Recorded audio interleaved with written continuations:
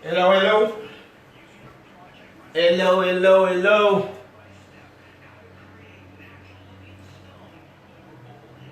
Hello, hello, hello, guys. Good evening, good evening. This is Lini NCLEX RN LPN video. Nous entrons une fois encore à soir la caille dans le téléphone, dans la tablette ou dans le computer, guys, juste pour nous porter motivation pour comment et qui genre pour aborder l'examen NCLEX là. Ou même qui va le composer dans LPN, ou même qui va le examen dans RN, lui dans West Palm Beach, il y a un local pour les capables aider avec un review capable pour 4 à 6 semaines seulement, ou bien 6 à 8 semaines seulement pour passer l'examen. Moi je dis nous bonsoir à tous, bonsoir tout le monde, bonsoir tout le monde. Non, je commence parce que nous petits gens busy et moi je dis pas capable de jouer parce que c'est ça que me promet pour me faire et m'a continuer à faire tout autant que mon Dieu bon moi la vie. Guys, l'idée je dis à nous parler d'un thème qui est vraiment intéressant qui a fait actualité dans l'examen NCLEX. Nous avons des amis, nous avons l'autre monde qui prend l'examen déjà, qui tout raconte nous et qui toujours dit nous même l'expérience par que nous faisons. Nous avons toujours posé questions sur chest-tube. Chest-tube, le bail de chest-tube, ce n'est pas chest-tube là, comme si c'est chest-tube, mais chest-tube là, il y a plusieurs bagages qui marchent avec. Il y a des complications, il y a problème. Il y a des bagages avec chest-tube là, il peut arriver patient. Des bagages pour des mesures de précaution pour prendre, le chest-tube déjà dans un patient qui est malade. Nous allons dire qui raison qui fonctionne pour qui ça utiliser chest-tube et puis il y a des problèmes qui sont faits comme nurse et puis nursing action en général qui sont capables de prendre soin et pour capable porter une action ou bien une implementation pour un patient qui a un chest-tube. Guys, c'est Dr. Louis BSN RN qui est dans le cas là, pour nous qui ne connaissent déjà, nous pas seulement un BSN, mais nous sommes un docteur from Dominican Republic, guys. En République Dominicaine, c'est là que nous faisons toute l'expérience. Merci en pile, ou même qui va suivre ça, moi je dis, prêtez attention, prenez note, ou à jouer nos bagailles quand même, si vous avez pour examiner dans le mois ça, si vous avez pour examiner dans l'autre mois, si vous avez pour examiner dans l'année ça, ou à jouer une motivation, ou à jouer quand même une bagaille qui me dire. C'est ça que je choisis pour me faire chaque dimanche à 8h dans le ça. Restez branché, 8h, 8h10, 8h15, m'a toujours là pour vous, m'a encouragé. C'est devoir moi, c'est ça que je fais, c'est ça que je fais, et l'habitude de faire depuis Haïti. C'est pas pour nous fait ça, nous habitués, nous remettons faire et ou même qui intéressé, encouragez moi, guys, montez sous live là, montez sous live là, partagez live là pour moi s'il vous plaît, et là pour mettre un pile link, guys, non là que mettez assez link YouTube moi, ou même qui veut encourager moi un pile petit jeune, moi un pile l'autre monde qui a fait vidéo sur Facebook, yo gagne un pile followers, yo gagne un pile YouTube. Pourquoi pas, moi-même tout, pour me gagner, moi page Facebook, ou même cap sur là, si je gagne 8 à 1000, 1500, 2000 views, please, regardez, allez sur page, on peut mettre le lien dans notre page Facebook. Rendez-moi service là, si c'est encourageant pour l'encourager, vous voulez toujours faire pour vous, please, allez dans le lien là, cliquez sur le bouton bell là, pour l'aimer en notification, vidéo ça m'a fait là, pour ne pas quitter sur Facebook encore. Je vais mettre sur YouTube. Ou même qui besoin de depuis aujourd'hui, même si je fais une vidéo, je vais retirer sur YouTube, sur Facebook, je vais mettre sur YouTube. Parce que j'ai besoin de subscribers pour me continuer à travailler ça. Merci en pile. Montez, je vais attendre plus de monde.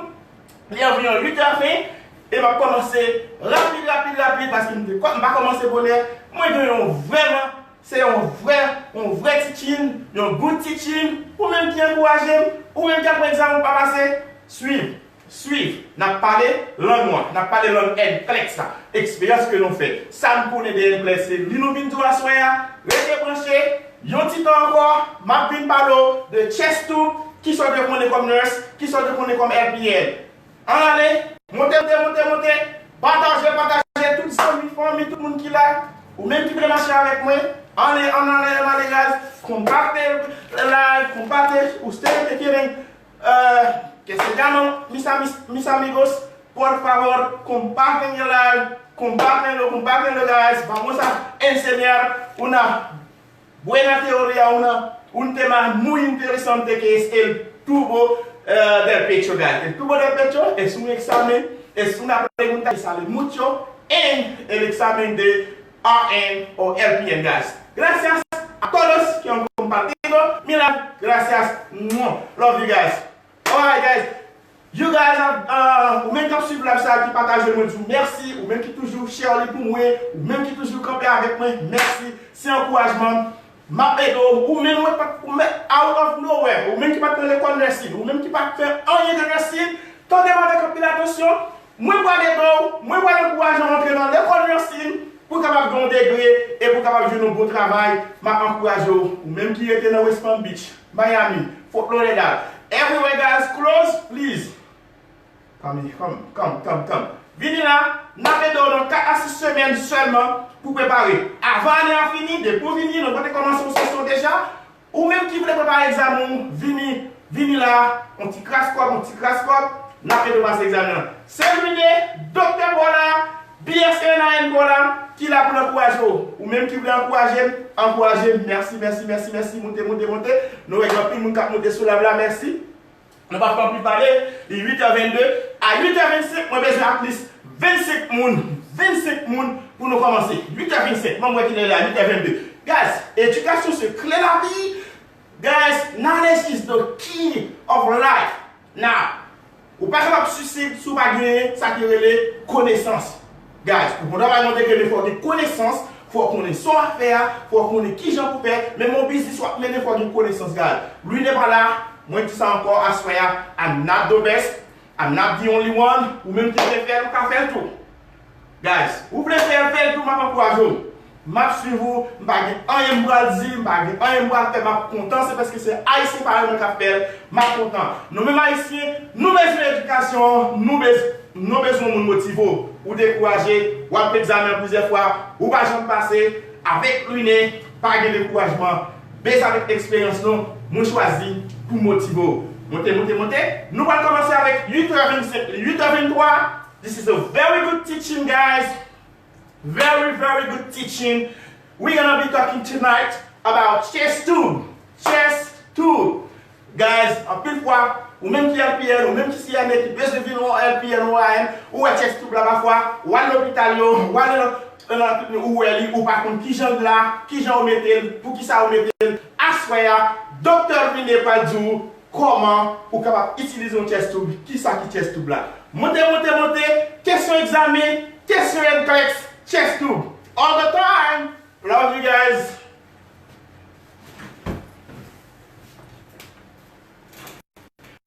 Alright guys. Quand même partagez.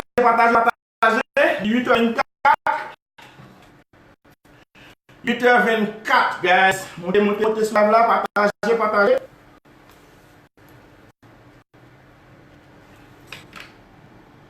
Ok, on va dire 5 mon 15 sur sofa. On a les amis parmi eux, tout le monde parmi eux, partagez live là. On allez. Partagez live là guys. Vous voulez commencer rapide pour finir. Partagez. Chest tube. This is a very good teaching tonight. On allez encourager, partagez. Moi besoin 25 personnes. Moi besoin 27 pour commencer live là, 8h25. OK, on allait partager, on va commencer. Partager. Alright, chest tube. Guys, this is our NCLEX question all the time. C'est question NCLEX toujours posée. Je vais vous dire côté question est venue. OK, on allait avec moi. OK. Chest tube, guys.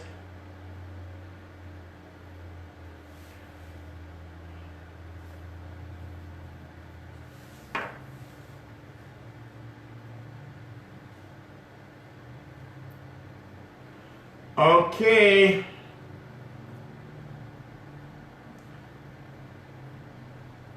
On allait, besoin plus pour monter sur la là.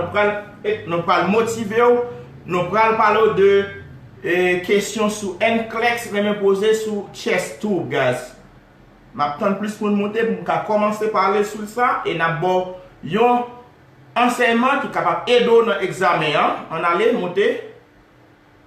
Si tout est ok, the sound is ok, thumbs up. Vous voyez que vous montez. Ok, je vais chercher pour moi comment je vais mettre une petite musique. Ok, give me a second.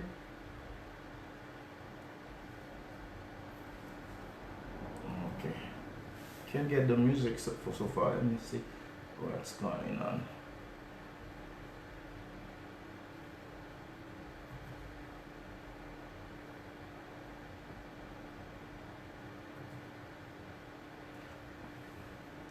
Alright, chest tube for tonight. Chest tube, guys.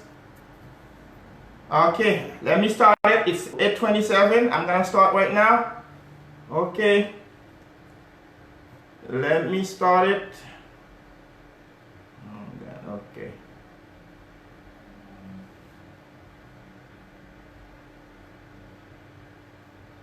Okay, I'm looking for music first.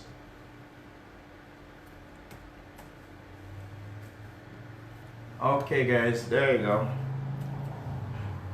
Alright, chest tube, guys. What is chest tube first? What is the function of a chest tube? That's the question. What is chest tube? What is the function of a chest tube? What are the parts of a chest tube? Qui partie chest tube la gagne, ok? Qui partie chest tube gagne? Qui fonctionne? Pour qui ça yon mettel? Et puis nous allons parler qui problème qui arrive les fin de chest tube. L'on passe une chest tube qui problème qui arrive et qui gens pour traiter problème là. On commence. OK? Chest tube. Okay, guys, the chest tube is it's a very interesting topic you need to know for NCLEX, guys. Chest tube. Let's talk about chest tube now. Let's talk about chest tube.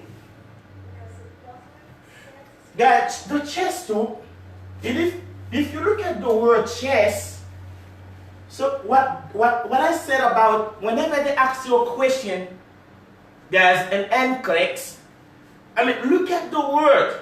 If they give you a diagnosis, look at the beginning of the word. Look at the meaning of the word.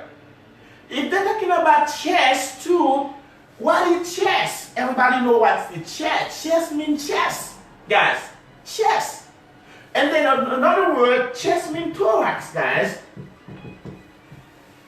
This is your thorax, guys.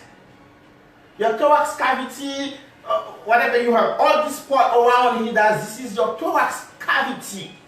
All this part around, this is your thorax cavity. So when they're talking about chest tube, a question in the chest tube, the very first thing you should know is what are the parts of a chest tube? Qui partie chest tube là? Qui partie qui m'a joué la parole de chest tube? Qui genre ça définit la parole de chest tube? Première chose que je veux connaître, l'air du chest tube, guys, ça veut dire que c'est un tube que vous utilisez, vous mettez dans le chest ou vous mettez dans le thorax ou vous rentrez dans le thorax là, pour vous utiliser pour vous faire, pour vous retirer un bagage qui pas bon. Je vais dire ça me dit. Chest tube, c'est un tube, spécial tube que vous utilisez lorsque le patient a un problème au niveau du thorax, il est capable au niveau de l'on, parce que le thorax, il rentre dans la cavité thorax là pour aider le patient avec le problème qu'il est capable de gagner, pour le retirer, ça pas bon, ok, pour le retirer, ça pas bon. Des fois, your chest tube, guys, your chest tube, vous devez connaître les insert the chest tube, les mettez chest tube là, qui façon que vous mettez, qui sont que vous mettez. Guys, they use it lateral. Ils utilisent latéral. Une stratégie qu'ils utilisent pour ne pas oublier partie qui fait chest tube, the partie qui gagne, le battle, you use the battle for the drainage and everything, guys. One thing I know, les utiliser chest tube là, comment tu le mettez? It's not IV, it's not intramuscular, guys. It is subcutaneous or subcutaneous. Subcutaneous, guys, meaning that en bas pour mais je peux l'utiliser parce que nous avons des côtes là, nous avons des côtes. Le fait que nous avons des côtes, je peux l'utiliser en bagage qui est pleuropspace. Qui va le faire à travers le pleuropspace là. Nous avons un pleuropspace qui couvre là, qui est en bas en thorax. Des fois, moi-même, pour me faire une partie, toute partie chest tube là même, en général, the bottom of the chest tube en général, au lieu que me dit c'est subcute, look at the well, and I leave a space, I know what I'm gonna do here. Moi, quitte un espace pour me comprendre et pour me mettre dans tête comment pour m'apprendre partie qui fait chest tube là. Guys, chest tube là, sont tout, ok, bottom pour chest tube là, il fait comme ça, ok, il gagne tout by ça, et puis il va y avoir plusieurs parties. Il va y avoir plusieurs parties. Il va y avoir une première partie. Il va y avoir une première partie qui est les A, B, ok? And then C and then D. Ok, guys? Je vais vous donner une image, pour nous essayer de comprendre sa chest tube là. The chest tube, when you insert it subcutaneous. Nous parlons de peau, en bas peau. But I call it so, pour nous connaître toute partie, il y a trois grandes parties dans the bottle. When you talk about the chest tube bottle, guys, I call it rib. Instead of saying subcutaneous, dans le temps là, mettez rib subcutaneous. That's how they insert it. Rib subcutaneous. This is the strategy to remember pour rappeler qui partie qui gagne dans le chest tube là. On allait là. Moi je dis subcutaneous, rib subcutaneous. Premier, qu'est-ce qu'il a dit premier? Est-ce que comment relais? Le relais suction chamber. That's the first part. Suction chamber. And the W, can somebody tell me what is W stand for? When we talk about chest tube, W, they call it water seal chamber, guys. Chaque bagay yo gen un champ. Yo gen un champ qui divise yo, qui va faire fonction, qui va faire mouvement ça. Qui va bien factoriser de l'eau. On parle de water seal chamber, the suction chamber. When you suction, there is water. There is water seal chamber, guys, there is water. By the way, when they talk that, you have to use sterile water, guys. To fill that out. Vous supposez utiliser de l'eau qui stérilisée pour mettre. Alors, la troisième partie, qu'est-ce qu'il a dit? Troisième partie, comment relais? Si it's collection, guys. Collection chamber. Guys, c'est trois parties ça qui gagnent. Vous devez connaître lors parler de chest tube. Première partie à relais, suction chamber. The second part called water seal chamber. And the last part is collection chamber, guys. Lorsqu'on parle de water seal, on parle de suction, on parle de collection, guys. Pour water seal chamber, il y aurait posé question sur water seal chamber. Attendez, ça me dit bien pour N-Clex. Yon bagay qui seal, that's why I say to all my students, attendez, l'autre question, on va pour l'île, jouer avec moi, essayez de comprendre ça autour là. L'autre water seal, guys. On bagay qui seal, ça veut dire pas qu'il y a un cap entrer, pas qu'il y a un cap sortir. Les seal, meaning, guys, when something is sealed, il va supposer gagner entrer sortir. Il n'est pas supposé gagner air à entrer. Depuis si là tu as un problème, tu as un problème au niveau de water seal, là nous parlons, c'est même le gon ou un pipe, ou un tube, ou un tuyau, guys. Depuis tu vois, il cassé ou bien il passe pour seal, ça passe. Des boblin qui fait, tant qu'on commence de gloire faire, ou senti qu'on problème. Depuis gloire fait comme ça, boblin, il y a le boblin. But les deux boblin, guys. ou je suspecte un problème, après. So, that's what they call it water seal, ça veut dire qu'il faut toujours bien seal. Il faut toujours bien seal, guys. So make sure they always ask questions on this spot, guys. Whenever you see something is going on here, on bagaille rentrer, on bagaille va supposé entrer là, bien un problème, you should check what's going on here. This one. Therefore, dans trois parties ça yo guys, nous allons étudier avant, nous allons dire ça passe dans trois parties ça yo, qui j'en pour connaître yo, et puis nous allons faire picture of the battle drainage, guys. Okay? Now, pour comprendre chest tube là, faut qu'on trois parties ça yo. On dit qui j'en mettez li, ou mettez chest tube là, laterally, ou mettez la subcutaneous. So, in order to understand the three parts, I mentioned with subcutaneous. This is the three part, guys. Suction, water seal, and collection chamber, guys. Now, vous pouvez comprendre trois parties dans le chest tube là. Now, let's talk about it. What is the chest tube, guys? What is a chest tube? What is the function of a chest tube, guys? Guys, yon bagay ki m'vle pour nous connaître chest tube là. En un mot, il pas seulement le chest tube. Si tu as posé une question, il relève aussi thoracic catheter. Thoracic catheter. Listen. Thoracic catheter, guys, okay? It's like you put a catheter there, okay? Everybody understand. The nurses, you understand what I'm saying? We put a catheter, guys, laterally, okay? In the pleural space, guys, just subcutaneously, okay? Subcutaneous, juste pour retirer ça pas bon dans chest là, okay? Chest of thorax. Now, we're done with this part. Make sure you understand the three parts, okay? Now, pour nous connaître qui partie qui s'appelle le chest tube là, qui partie qu'il gagne, combien de parties il gagne, c'est bien trois parties, on explique aux trois parties déjà. Therefore, le fait qu'on vient comme trois parties au connaître, ou besoin connaître qui ça, qui wall chest tube là, guys, yon chest tube, il pas bien l'autre bagage, avant que vous voyez parler de location, l'ilocate laterally, vous mettez latéral dans chest patient, latéral guys, lateral side. Then, you should know, guys, the chest tube, the location. Exactly, l'autre mettez qui côté doué mettez, qui côté médecin mettez. Guys, you place premièrement, sur ça, this is NCLEX question. When there is fluid, and then deuxièmement, you place les air. Attendez bien ça me dit. Les fluid, ou bien capable fluider même les mêmes qui blood, you place chest tube ça de 4e à 5e. Guys, 4th and 5th.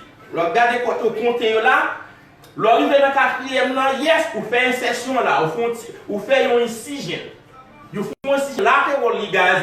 Vous placez de 4th and 5th intercostal space. Intercostal space, guys. 4th and 5th intercostal space mid axillary, guys. Axilla, guys, your axilla here. C'est 4e avec 5e intercostal space mid axilla. Moitié, dans mi-temps.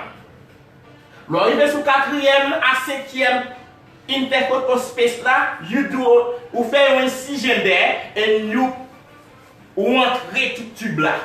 This is how you do it. But when you suspect a fluid, or when you remove blood or fluid.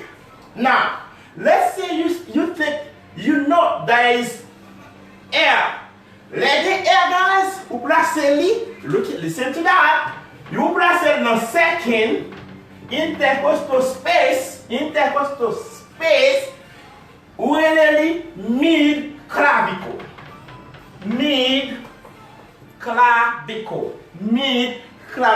Clavicular. Okay, guys? Clavicular. Okay? Therefore, when you run, like fluid, you want to remove fluid or blood, you place the chest tube between 4th and 5th, dans 4e à 5e intercostal space, mid-axillary. Leg air, you place the chest tube above, pour pas dire second, above, this is a complex question. The location, how do you place it? How do they place the chest tube? When there is fluid, how do they place the chest tube? When there is air. When there is air, you place it above the second intercostal space, mid-clavicular. When there is fluid, you place the chest tube 4th and 5th intercostal space, mid-axillary, guys. This is one thing. Premier bagage pour le connaître toujours. Ça c'est une première question toujours. On allait suivre avec nous, suivre avec. Nous finissons du comment pour placer le gounet. You place it subcutaneously. Remember that? On a parlé de parties. Nous finissons du comment pour placer chest tube. So therefore, on allait pour nous let you place the chest tube là pour qui ça place. What is the reason why I place the chest tube there? My question come, why? Why do they use the chest tube? What is the function of the chest tube? What is the use of the chest tube, guys? Let's go. Let's go there. Now we're talking about the function or the use of the chest tube. Before I talk about the function of the chest tube, guys, je vais vous montrer comment chest tube là est avant. Qui ça qui chest tube là? Comment on passe un chest tube? Let's show you. Let's show you how.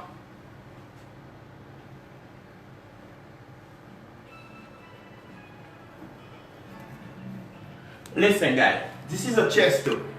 This is a chest tube bottle. Okay, this is a chest tube bottle.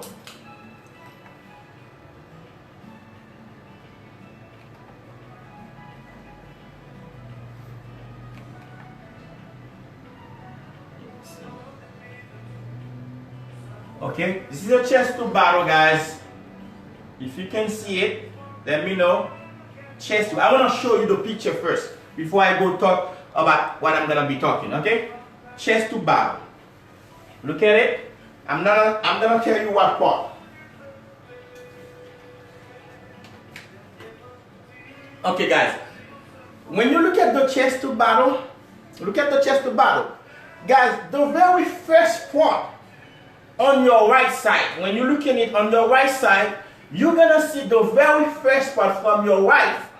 Let's go from your right to left side, guys. From your right side, let's look at the left side first. Remember, I was talking subcutaneous or subcutaneous. Let's look at subcutaneous. S means suction chamber control. When you look at on your left side in any picture, on your left side, this is the suction chamber, guys. On your left side.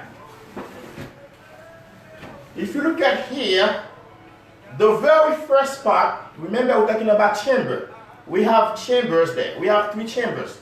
The very first chamber, look at that, look at here. The very first chamber, guys, this is the suction chamber. The very first part is suction chamber. Now, if you look at the second part, guys, the second part here, the second chamber, if you look at there, this is the water seal chamber. Remember when I say subcutaneous, we mette W with subcutaneous in the middle, dans mi-temps, pour comprendre partie pour pas oublier. Ça me fait là. Deuxième partie avec le water seal, l'organe de la partie qui noire là, partie qui noire, c'est les gon leak. They call it air leak. C'est leak par prend l'autre partie là, air leak là. Ou j'ai dit no water seal chamber, the very bottom, guys. Make sure sometime NCLEX bon photo comme ça. Li bon ABCD et puis li explique le scénario li dit au patient qui vini, patient gen water seal chamber but there is bubbling, blah blah blah, ou bien continuously, ou bien intermittently. On va parler sur ça tout à l'heure. Qui s'est passé? Qui sont doit faire comme nurse? What is your nursing action? Guys, depuis où je parlé au commencement, depuis qu'on problème au niveau de water seal chamber, il y a un air leak ou bien there is a problem dans le seal là pour checker pour what's going on. You got to assess it or you got to report to healthcare provider. Troisième partie, troisième chamber, nous sommes capables de lire les grades, they grade them. You really collection chamber or drainage chamber. Collection chamber or drainage parce qu'il est là pour drain. Pour drain fluid or blood. Drainage. Play with the word, guys. Guys, this is the part of the chest, the drain system, the chest drain system. If you look at here,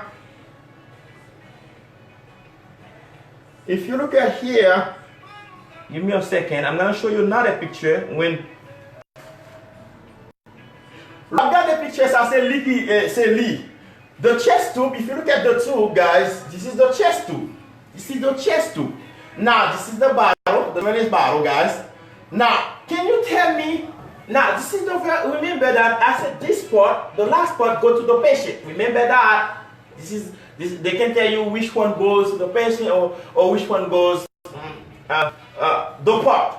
The collection chamber go to this part, collect. So if you look at the word that collection, what do you collect? You collect fluid or blood. Therefore, this part goes to the patient to check to patient chest. Là, dans poitrine patient. Remember that. Then this one, if you look at there, you're gonna see blood. You're gonna see air or it's black. It's the water seal. The second chamber is the water seal. And the last chamber, from right to left, is the suction chamber, guys. We have water there. We have drainage. We have water, and then we have drainage, you collection fluid, you collection blood. If you look at that, this is wet, this is blood, the collection blood for this patient. Therefore, let's go back. Let's go back to show you what's going on. Remember those two pictures.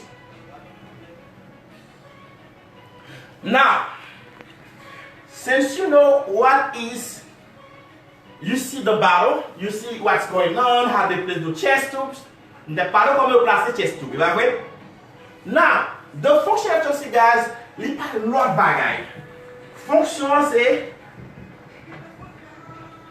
re-establish. Mais remember that word. Re-establish. Il est là pour nous réétablir, pour nous mettre en ordre, ça qui est en désordre. Il est là pour nous réétablir un bagage qui est négative. Negative pressure. Il est là pour nous rétablir negative pressure, guys, in the pleural space. On a parlé de pleural space tout à l'heure, en fait. Depuis son bagage qui n'est dans thorax, guys, patient, quel que soit le nom, le negative pressure, guys, it is good. Moi, je pense ça me dire. Les NCLEX a parlé de negative pressure, positive pressure, pay attention to this word. Negative pressure is a good thing in your pleural space. You need the negative pressure. But if it's positive, it's a problem. Remember that. Negative pressure is good. Now, I insert the chest tube to the patient to re-establish the negative pressure in the pleural space. Okay. But now, I use it. Why do I use it? You use the chest tube, guys, to remove two things. You can use it to remove air, or you can use it to remove blood. Look at this. You place the chest tube to your patient to remove air or to remove blood. Okay? Now, example, guys, whenever they give you the question, pay attention to the question, read the scenario, understand the question, parle rapide, pas faire rapide dans la question, you prends somme. Là, pose la question, c'est critical thinking. You have to use your critical thinking. Alright, big shout out for everyone, guys. Tout le monde, tout le monde, blah blah. Thank you so much, guys, for supporting me. Thank you, thank you, thank you. Share, keep sharing the live. Share the live, guys. Air. You use the chest tube to remove air and to remove blood or fluids in the pleural space. Guys, whenever you remove air, the typical example they always give you in NCLEX exam is pneumothorax. Pneumothorax. Pneumothorax means, guys, when you get the word pneumo means air. Si vous cherchez la définition de pneumo, il veut dire air. Ça peut toujours à moyo. Pneumothorax. Pneumothorax means air. Whenever the patient is diagnosed, the patient is diagnostic patient avec un pneumothorax, l'autre là c'est chest tube là, pas l'autre bagaille pour qu'on ait pour retirer, c'est air. Ça NCLEX quoi? Les bons patients qui ont un pneumothorax et puis disent ok patient, what is the worst, what is qui bagaille qui pas bon ou bien qui bagaille qui bon. Depuis c'est air remove supposé gaz de pour passer de pneumothorax ou il doit placer son chest tube parce que l'autre bagaille pour checker comme nurse parce que l'autre bagaille pour assesser c'est pneumothorax c'est air ou remove. Now when it's blood guys, you place the chest tube to remove blood in patient with hemothorax. Guys, when you look at the word hemo means blood. Hemo means blood. Pneumo means air. So whenever you place the chest tube in a patient, guys, with pneumothorax, the function of the chest tube is to remove air. So if you place the chest tube in a patient with hemothorax means you placing your chest tube to remove blood. This is the question. Either you remove air or blood. Now look at the question. Guys, what I want you guys to know tonight, pay attention to the disease, okay? The first thing, when they ask you this question, you pay attention to the disease, diagnosis, or you pay attention to location. Disease and location. You have to know the disease if it's hemothorax or where it is placed. Guys, always, toujours placé unilatéral, les placer tout là, on seul côté, unilatéral, or you can placer bilatéral. You can placer les deux côtés, your chest tube bilatéral. Mais you always assume, vous toujours assumer que c'est unilatéral qui est utilisé unless NCLEX do que c'est bilatéral. B mean two guys, two sides. Unilateral mean one side. Unilateral, bilateral guys. But always assume it's unilateral unless que you do say bilateral, okay? This is the quality. Pay attention, I repeat.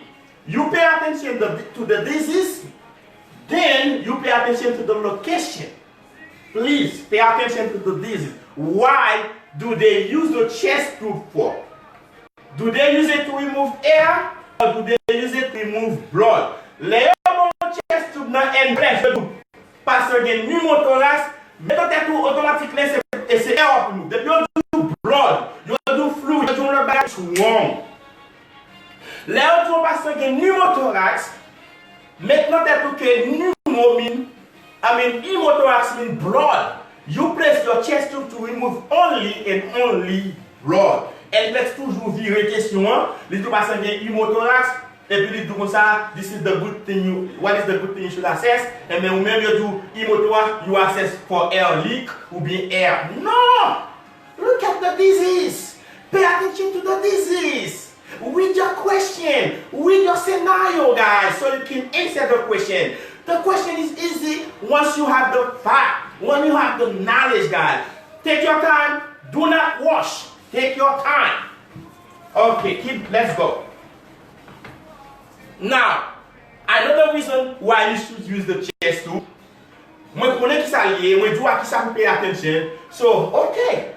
So guys, one question. You always remember whenever you have a chest problem, the patient has a chest as there is pleural space, you use a chest tube. Because you have pleural space to insert the chest tube. The patient has lungs, patient has pleural space, you use always chest tube. Now, NCLEX question. You have a patient that's come. The patient come from the surgery, but the patient had, look at the question. This is the diagnosis. Remember, pay attention to the diagnosis. The patient just got out from surgery.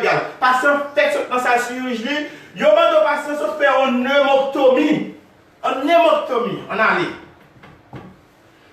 Yo dit comme ça. Mais ça veut dire, do you use a chest tube? What type of chest tube do you use? Question, answer please. Do you use chest tube? What type? What type of chest tube? Do you use what do you use it to remove air or blood? What do you use the chest? The first question, do you use chest tube? Yes or no? Or what type of chest tube? Or if you don't use it, you tell me why. Now, let me have your answer, guys. Do you use a chest tube? Yes or no? And why? I need your answer. Come on. I want to continue with the teaching. This is my first question to you. Do you use a chest tube for a patient that just got a surgery of pneumectomy? Pneumectomy. You have to look at the word. Remember that? Pneumectomy. Ectomy. What means ectomy? Parce que sur en chirurgie, il se fait une pneumectomie. Do you use chest tube? Yes or no? If yes, why? If no, why? Your answers. Come on. I'll give you 1 minute. 1 minute, guys. Do you use chest tube in a patient with pneumectomy? Yes or no? And why?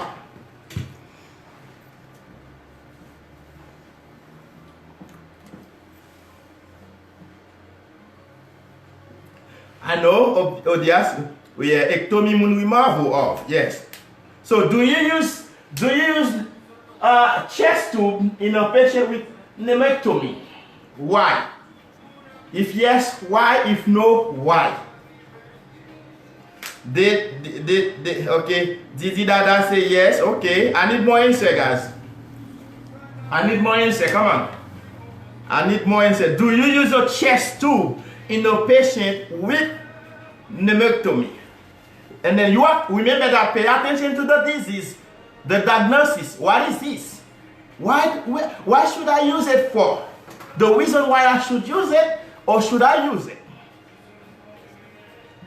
Berenjo Martinez said no. Okay. Berenjo Martinez said no. Okay. Very good. Keep going. It's not required. Okay. I need more answer, guys. Give it up. I go over it. Wait. Martinez, esperan. Wait. It's not required. And they didn't say because to remove the. Okay. I'm saying, do you use chest tube? Yes or no? Or why do you use it? Or do you use it to remove what? Do you use it to remove what? Let's go, guys. This is a very tricky question. NCLEX question. Okay. Pour continuer avec teaching, I want your answers, guys. I want your answers. Come on. Do you use? They give you a scenario, a question. They ask you, do you use a chest tube in a patient with a patient qui se fait chirurgie, just got from surgery?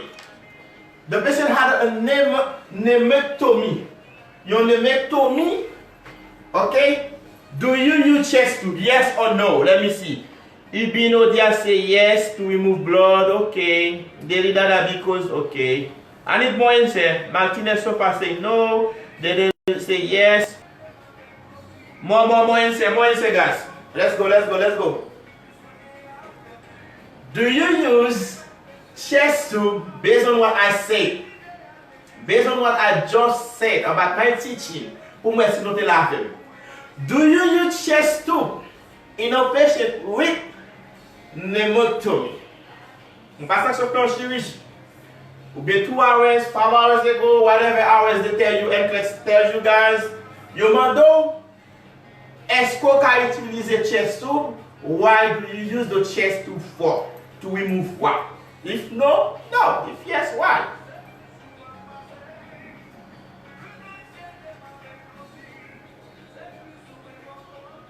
Okay, they say yes now. Sandy Starling, Mother say yes. Come on, guys. I have 16 people, 19 people in my lab. And again says, Kathy, what did you say? Yes. Okay. Oyan, yes, to remove blood. Sandy Starling say to remove blood. I say, if it's yes, why? If it's no, why? If help with expansion of the tissue, okay. Keep going, guys. All right. Mallet piston. I'm looking at teaching that. This is a very good teaching. NCLEX question, guys. A patient has pneumotomy. What is that? Do you use chest tube? Do you use a chest tube? No, patient just got pneumotomy. What is pneumotomy? Remember, I told you that. Pay attention to the disease. Pay attention. What type of disease it is? Why? The location, or should I use chest tube? Let me see, let me check. Here with the expansion of the tissues to remove blood.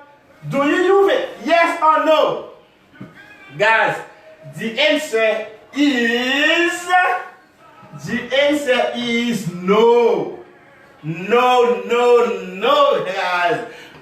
Patient se fait yon pneumotomy. Guys, what is ectomy mean? Remove. Woman is in là, remove. You remove something. What do you remove, guys? The patient has no lung. Pneumotomy, poumon. Patient pas de poumon, patient pas de pleural space. The patient has nothing, guys. So what I'm gonna remove? Remember, I use chest tube only if the patient has chest or pleural space. No pleural space, no lung. I'm not going to be able to remove air. I'm not going to be able to remove blood. Therefore, you don't use chest tube. No chest tube, guys. NCLEX question.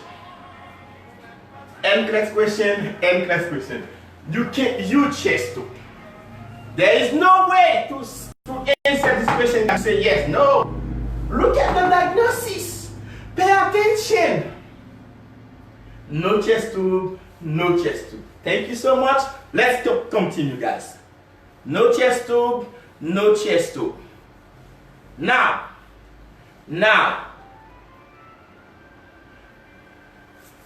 let's talk about the troubleshooting. What's happened after you insert a chest tube? What's going on when you insert or after you insert a chest tube? What's going on? Guys, troubleshooting. Qui problème qui capable arriver? Qui problème?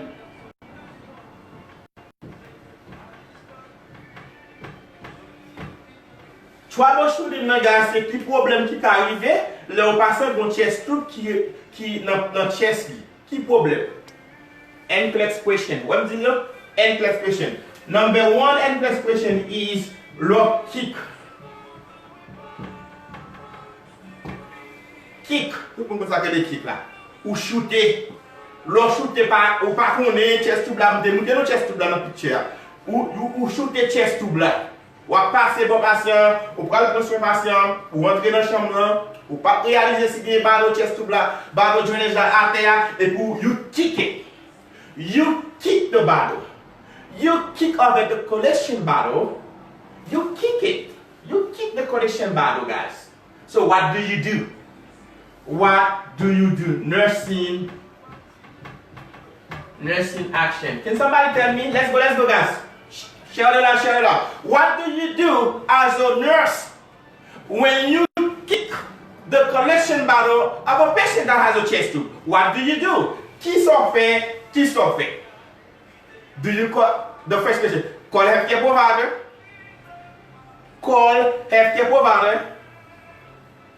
put another one, insert another chest tube because you kick it, or look for another bottle, or what do?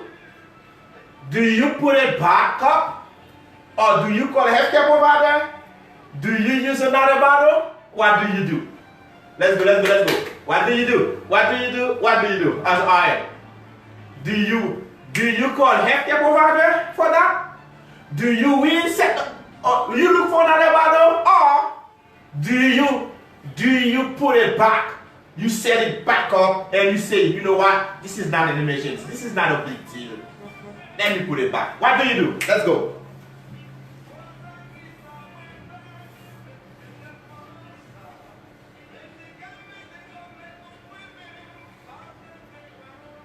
The question, guys, when you kick over the bottle collection, the collection bottle of the chest tube, you just kick it. Ou ballon coup de pied, ou frapper liap yo, qui ça fait? What do you do? Do you call healthcare provider? Do you use another bottle? Do you document it, or do you set it back up? This is the answers. You set it back up, it's not an emergency, you call healthcare provider, you use another bottle. What do you do? Alright guys, this is the first problem. The first problem, whenever you see you kick a bottle, guys, is not emergency. It's not an emergency, guys. I want you to know that. It's not an emergency. Just set it back up. That's it. Just mettez le back. Ou l'autre fois pour bagarre ça, c'est tombé. Just remettez le back et puis you're done. That's not a big deal. Okay, this is what it is, guys. Set it back up. Not an emergency. Don't do anything with it. Okay, guys. Thank you. Let's go with the second problem. Kick. When you kick the collection button. Now the second problem, for NCLEX. The second problem, guys, is the water seal. Remember I talked about the water seal? Water seal, guys. When the water seal breaks,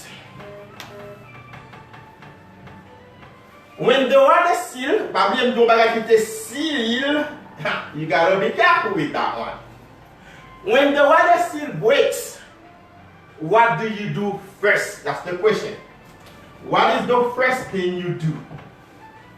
When the water seal breaks in the collection, in the bottle, what do you do first? Anani, let's go. What do you do first? What is the first thing you should do as a nurse? The bottle seal is breaks. Les cassés, qui prennent les bagages vous faire avec tube ça. Allez. What do you do first? Let's go, guys. The very first thing you do, NCLEX question, they always ask you, what is the first thing you do, and what is the best thing? Best first. Remember that NCLEX love that. Best and first. Guys, the first thing when it's wet, remember, look at the word, wet. You clip it. Guys, whenever it's first, that's the first thing you do. Bravo. Yes, yes. You clip it. NCLEX question, what is the first thing you do? You clip it. Bravo. What is the second thing you do? Je ne vais pas parler de best, là, je vais parler de second bagage. Lorsqu'on clip tout là, ok, 15 minutes, 15 secondes. Guys, when you clip it, NCLEX love asking this question. You don't clip it more than 15 seconds, guys.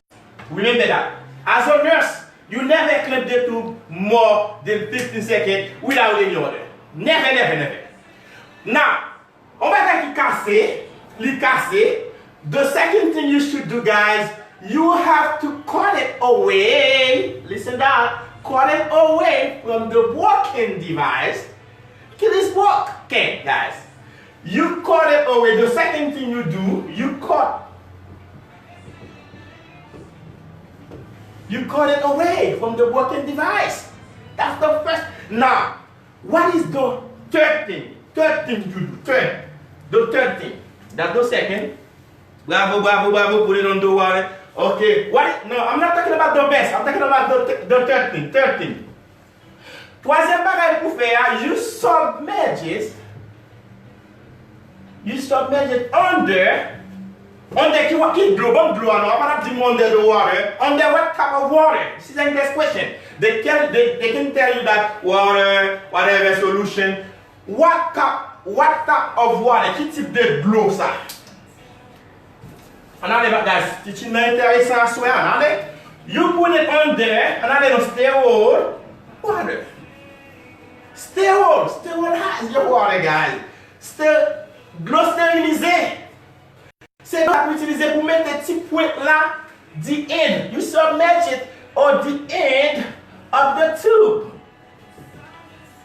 The end of the tube under, en bas de l'eau stérilisée. Sterile water. Okay, that's good. Now, le quatrième bagage que vous devez faire, ou dernier bagage que vous devez faire, lire les qui j'en ai les noms. Nous te non moins de plus, unclip it, guys, please.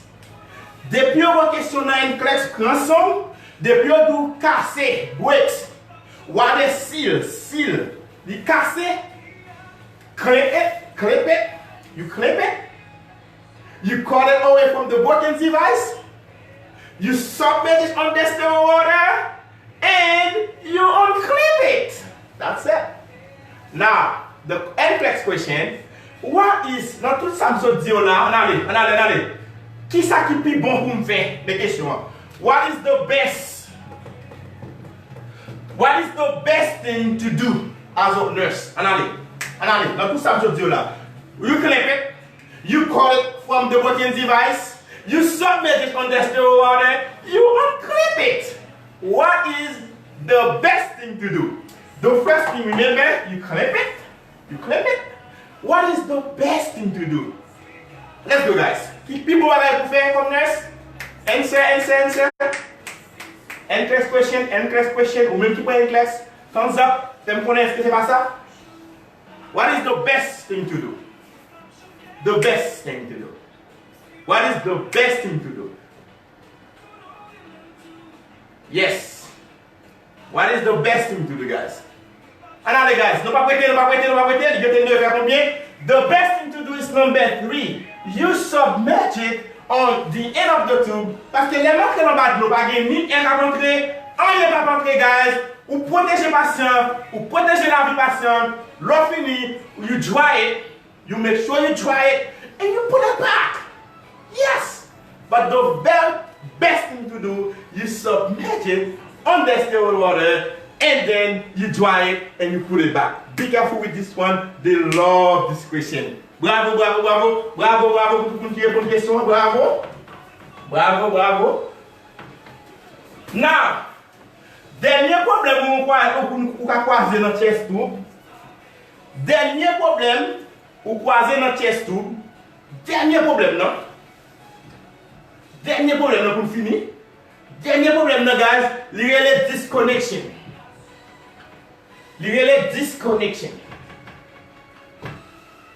Les tubes là déconnectés, ils sortent. Qui sont de faire comme your nurse? Accidentally. By accident, I'm working there, I'm assess patient, ou bien ma fait des problèmes, ou bien CNE, ou bien mon patient, boum, chest tube sorti. Chest tube tombé. Qui sont de faire? Allez, chest tube là, il déconnecté, où ça avec les deux? Il doit accidentally ou by accident, ou bien on nous nurse. Là, il déconnecté tube là, qui sont de faire comme nurse? Qui premier bagage vous pouvez faire? On a mis. Premier bagage que vous pouvez faire. First, remember they love best. On a mis. Je ne vais pas dire premier, mais je vais dire tout bagage pour nous dire qui est le premier, qui est qui best. On a mis. Ouais. Put girls, cover with what? À qui ça pour me couvrir? Bah, les gens disent cover, guys. Cover with what? Avec un rat, avec un drap? Ou couvrir avec un papier? You cover it with what? D'accord, comme ça, il faut cover. That's the first thing you cover it. Ok, with. Ou couvrir avec ça. Chest tube la sortie. Ou ok, ou couvrir. On allez. Ou couvrir avec ça. With goes. Okay, good job. Put it on there. Okay, now guys, you cover the chest tube with what? Endless question, guys. I had one question on this myself. I had one question on this. Let's go. You cover the whole. Oubliez chest tube passé dans dessous. Non, you font une incision. Remember I said that. You cover the whole with what? Let's go. You cover it with what? Endless question. Girls, nope. Let's go, guys. Endless questions. Don't play with that. I had one question on this. One question myself on this.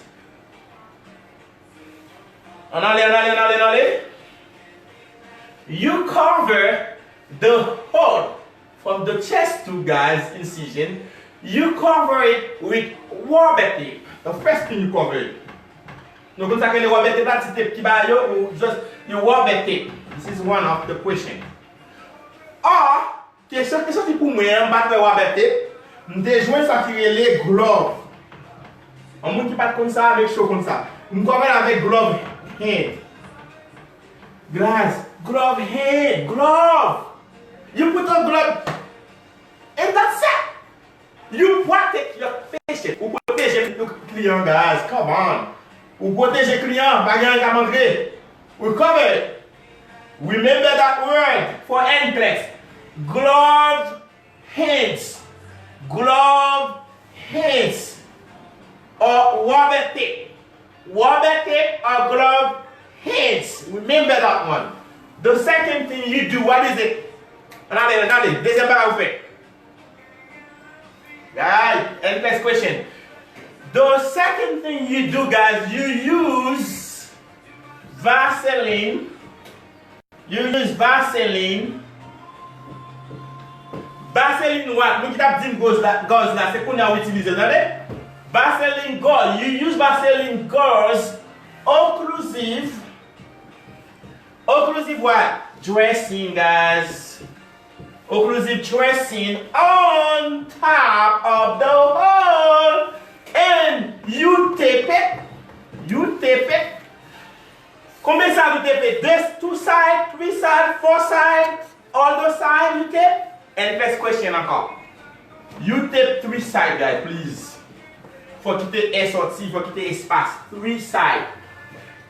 Seulement pour à côté ou mettez gauze là. Attendez, à tout type de gauze là, utilisez gaz là non? C'est Vaseline gauze or occlusive dressing on top of the hole, or you tape it on 3 sides. You leave one side open. Endless question. All the time. Very good, Carty Rodriguez. Very good, guys. 3 sides. Endless question, okay? You cover it with glove hands. Remember that, glove hands. Deuxième bagage vous faites, you use Vaseline gauze occlusive dressing on top. And you tape it on the 3 sides. Endless questions. You gonna get it. Do not worry. Study it. Go to my YouTube page. Subscribe, please. I'm gonna erase the video. I'm gonna put it on YouTube tomorrow, this week. Go, guys. Please follow me. Don't send me friend requests. Follow me on Facebook. Go to YouTube, to my YouTube page. Subscribe. Thumbs up. Bell. S'ouvrez le courage, j'aime participer chaque dimanche. Ne pas samedi là, on va faire une question ou bien 2 questions quand même. Encouragez ses amis pour la, guys. What is the best thing you do? What is the best thing you do when the chest tube is disconnected accidentally? What is the best thing? Do you cover with glove hands? Another guys. Do you cover with the glove hands or you use the Vaseline gauze? What is the best? Let's go. What is the best thing? Let's go.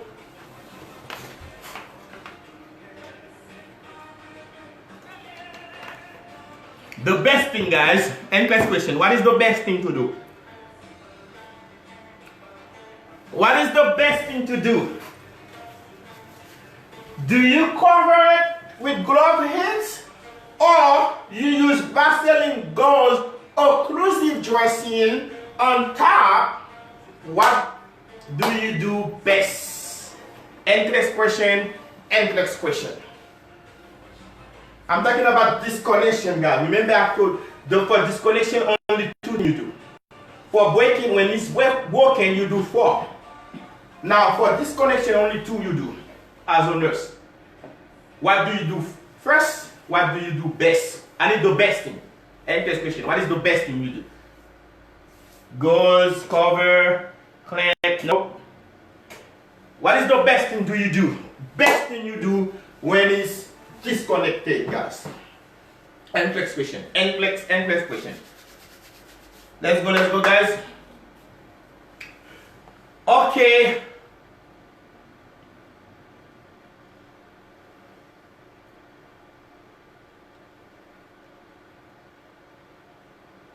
Ok guys, en passant, on va parler sur le collection chamber. Okay, the best thing you do is you use Vaseline gauze. En passant, on va pour finir, on va finir, on voulais pour make sure qu'on va le complet pour capable comprendre le thème là. Guys, bubbling. The bubbling is okay in some place and it's not okay in other place. Whenever they mention bubbling, guys, you have to ask yourself the question. When is the bubbling? Where? Qui côté bubbling nan yé, qui côté qui l'est, qui côté ça problème nan. Ou même de parler de 3 parties, water seal chamber, de parler de suction chamber, water seal chamber, collection chamber, guys. Yo remet poser question sur bubbling nan. Yo remet du bubbling nan water seal qui sont fait, qui sont doit faire, est-ce qu'il est OK, est-ce qu'il pas OK, ou bien est-ce qu'il est normal, ou bien il est abnormal, guys. Bah on dit rapidement. The bubbling, guys. Whenever you have bubbling in the chest tube, the part of the chest tube, which is 3, whenever I say water seal chamber, whenever you have bubbling water seal chamber, guys, pay attention to those words. They're gonna tell you continuously, intermittently. Continuously, guys, whenever they tell you intermittently, that's gonna be your answer. It's good, it's okay, it's normal.